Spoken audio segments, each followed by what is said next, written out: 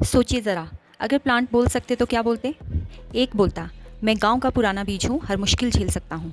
तो दूसरा बोलता, मैं साइंटिस्ट का बनाया हुआ हूँ, बिल्कुल मॉडल जैसा। तो तीसरा क्या बोलता? मेरा इंटरव्यू चल रहा है, जॉब मिलेगी या नहीं कोई पता नहीं। तो आज के वीडियो में हम इन तीनों का क्लियर डिफरेंस समझेंगे। लैंड रेसेस, कल्टीवार्स और ब्रीडिंग लाइन्स, बिना हैवी थ्योरी, बिल्कुल सिंपल वे में।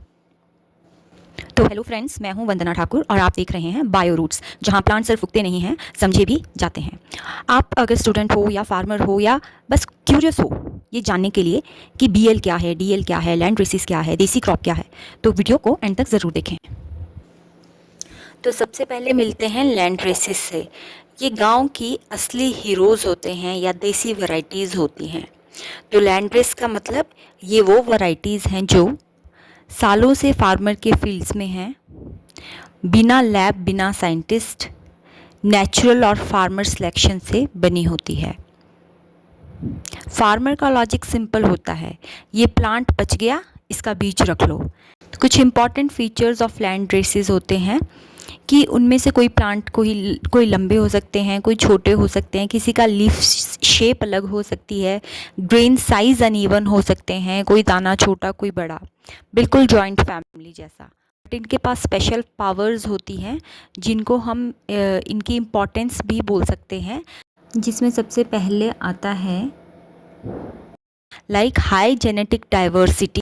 तो हाई जेनेटिक डाइवर्सिटी बिल्कुल जॉइंट फैमिली जैसी होती है। हर प्लांट जेनेटिकली थोड़ा अलग होता है, इसे जब भी कोई डिजीज़ आ जाती है या सूखा पड़ता है या पानी की कमी हो जाती है तो सब प्लांट्स एक साथ नहीं मरते और कुछ क्रॉप जो है वो बच जाती है। यहाँ फार्मर सेलेक्टेड का मतलब है कि हर साल फार्मर अपने खेत से उन प्लांट्स का बीज बचाता है जो अच्छे ग्रो करते हैं, डिजीज़ से बचे रहते हैं और ज़्यादा ईल्ड यानी कि ज़्यादा पैदावार देते हैं। इसके बाद नेक्स्ट इम्पॉर्टेंट फीचर है लोकल क्लाइमेट के लिए बिल्कुल फिट, स्ट्रेस और डिजीज़ से लड़ने की बहुत ज़्यादा कैपेसिटी। तो हम ये भी बोल सकते हैं कि जो ये लैंड रेसेस होती हैं ये फार्मर के एक्सपीरियंस से बनती है, इसीलिए इसे फार्मर सिलेक्टेड कहते हैं। इनका वाइड जीन पूल होता है, मतलब एक क्रॉप के अंदर बहुत तरह के जीन्स होते हैं। इन जीन्स की वजह से कुछ प्लांट्स डिजीज़ से लड़ सकते हैं, कुछ कम पानी में जी लेते हैं और कुछ ज़्यादा ठंड या गर्मी को बर्दाश्त भी कर लेते हैं। जब एनवायरनमेंट चेंज होता है तो इसी जीन भंडार में से कुछ ना कुछ प्लांट्स जो है वो सरवाइव कर जाते हैं। जैसे गांव में अलग अलग लोग अलग अलग काम जानते हैं, कोई खेती का, कोई बिजली का, कोई प्लम्बिंग का, वैसे ही वाइड जीन पूल में हर प्लांट के पास अलग अलग गुण होते हैं। फॉर एग्ज़ाम्पल बिलारा एक ट्रेडिशनल लैंड रेस यानी कि देसी वैरायटी है जौ की, जो कि राजस्थान के बिलारा रीजन जोधपुर डिस्ट्रिक्ट के आसपास के फार्मर्स सालों से उगाते आ रहे हैं। इसका नाम भी बिलारा उसी लोकल एरिया से आया है जहाँ के क्लाइमेट, सॉइल और फार्मिंग प्रैक्टिसेस के साथ ये नेचुरली अडेप्ट हो गई है। ये कोई लैब में बनाई हुई रिलीज्ड वैरायटी नहीं है, बल्कि लोकल फार्मर्स ने हर साल बेस्ट प्लांट्स को चूज़ करके इसे डेवलप और मेंटेन किया है। इसी को फार्मर सिलेक्शन कहते हैं। दूसरे टाइप पर आते हैं कल्टीवार्स। इनको हम वेल ग्रूम्ड स्टार भी बोल सकते हैं, यानी well dressed disciplined plants. Cultivar का मतलब है वो वैरायटीज़ जो साइंटिस्ट ने बनाई है, सालों साल हाइब्रिडाइजेशन, क्रॉसिंग करके, टेस्टिंग करके और फिर ऑफिशियली इसको रिलीज़ कर देते हैं। तो जब भी हम कल्टीवार्स को देखेंगे तो ज़्यादातर सभी एक जैसी हाइट के होंगे, उनका जो ग्रेन का टेक्सचर एंड साइज़ होगा वो भी सिमिलर होगा और ये सेम परफॉर्मेंस देते हैं। परफॉर्मेंस का मतलब है कि अगर कोई वैरायटी या कल्टीवार इसलिए रिलीज़ हुई है कि वो बीमारियों से लड़ने की उसके पास क्षमता है, तो सारे के सारे दाने जो हैं उन सब के पास ये कैपेसिटी होती है। तो इसकी हम इम्पॉर्टेंस की बात करें तो ये कल्टीवार जो होती हैं हाई यील्ड देती हैं, uniform plant size, seed shape होता है, स्टेबल परफॉर्मेंस देती है और बहुत ज़्यादा मार्केट फ्रेंडली भी होती है। कल्टीवार्स जो होती हैं वो इम्प्रूव्ड क्रॉप वैरायटीज़ होती हैं जो इसलिए डेवलप की जाती हैं ताकि हम उसमें जो ट्रेट्स या फीचर्स हम चाहते हैं वो हम उसमें पाएँ।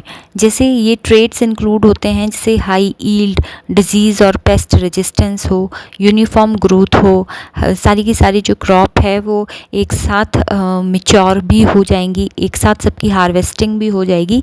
इसलिए ये एक तरह से स्टेबल परफॉर्मेंस देती है या स्टेबल यील्ड देती है अंडर डिफरेंट एनवायरनमेंट्स। तो हम बोल सकते हैं cultivar show better yield performance. तो रिलीज्ड वैरायटी वही कल्टीवार होती है जो प्रॉपर टेस्टिंग के बाद ऑफिशियली फार्मर्स के लिए रिकमेंड की जाती है। लेकिन इसी के साथ इसकी जेनेटिक डाइवर्सिटी जो होती है वो कम होती है। अगर एक नई डिजीज़ आ गई तो पूरा का पूरा ग्रुप जो होता है वो टेंशन में आ जाता है, या मान लीजिए कि ये जो क्रॉप है वो अब काम नहीं करेगी। कल्टीवार्स रिलायबल होते हैं पर थोड़ा सेंसिटिव होते हैं, है ना। अब बात करेंगे ब्रीडिंग लाइंस की। ये वो प्लांट्स हैं जिनका इंटरव्यू चल रहा है, ऐसा आप मान सकते हैं। ब्रीडिंग लाइंस क्या होती हैं? ये वो लाइंस होती हैं जो अभी रिलीज़ नहीं हुई हैं, फील्ड ट्रायल्स में है, टेस्टिंग कंडीशंस में है। तो ऐसा मान लीजिए कि साइंटिस्ट इनसे साल दर साल पूछते रहते हैं अपनी यील्ड बताओ तुम कितनी डिजीज़ रेजिस्टेंस दे सकती हो, तुम कितना क्लाइमेट चेंज को हैंडल कर सकती हो। अगर इन सारे सवालों के जवाब वो साइंटिस्ट को पॉजिटिवली दे देते हैं, यानी कि इन सभी सवालों को वो क्रॉस कर लेते हैं, तो वो कल्टीवार बनने के लिए एलिजिबल हो जाती है। तो यहाँ एक इम्पॉर्टेंट फ़्लो समझना बहुत ज़रूरी है। सबसे पहले हमारे पास लैंड रेसेस होती हैं, देसी वैरायटीज़ जैसे बिलारा, जिसमें नेचुरल जेनेटिक डाइवर्सिटी होती है। इसी डाइवर्सिटी में से साइंटिस्ट यूज़फुल ट्रेड्स निकालते हैं जैसे डिजीज़ रेजिस्टेंस या स्ट्रेस टॉलरेंस। इन सिलेक्टेड प्लांट्स पर अब ब्रीडिंग और टेस्टिंग होती है और इस स्टेज पर इन्हें ब्रीडिंग लाइन्स कहा जाता है। ब्रीडिंग लाइन्स को डायरेक्टली रिलीज़ नहीं किया जाता, पहले उनकी यील्ड, रेजिस्टेंस और स्टेबिलिटी को अलग अलग जगह पर टेस्ट किया जाता है। जो ब्रीडिंग लाइंस कंसिस्टेंटली अच्छा परफॉर्म करती हैं उन्हें ऑफिशियली रिलीज़ करके कल्टीवार्स बना दिया जाता है। इसलिए कह सकते हैं लैंड रेसेस जेनेटिक बेस हैं, ब्रीडिंग लाइंस टेस्टिंग स्टेज है और कल्टीवार्स फाइनल रिलीज्ड वैरायटीज़। तो इसमें हम एग्जांपल्स ले सकते हैं। बार्ले का जो ब्रीडिंग लाइंस हैं वो है BL28, HL45। वीट की PBW lines, PB means Punjab wheat lines. तो ये अभी जो हैं ये ब्रीडिंग लाइन इन्हें हम बोलते हैं, क्योंकि उस फेज़ में हैं जहाँ इनकी अभी साइंटिस्ट्स के द्वारा टेस्टिंग चली हुई है कि ये कितना अच्छा बेटर परफॉर्म करें ताकि हम इनको एज ए कल्टीवार रिलीज़ कर पाएँ।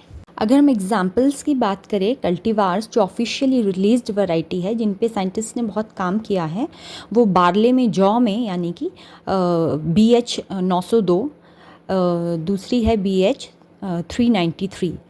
इसी तरह चावल की भी कल्टीवार जो है ऑफिशियली रिलीज वैरायटी है वो है पूसा बासमती 1121। अगर आपको ये वीडियो पसंद आया है तो लाइक, शेयर और बायो रूट्स को सब्सक्राइब ज़रूर करें।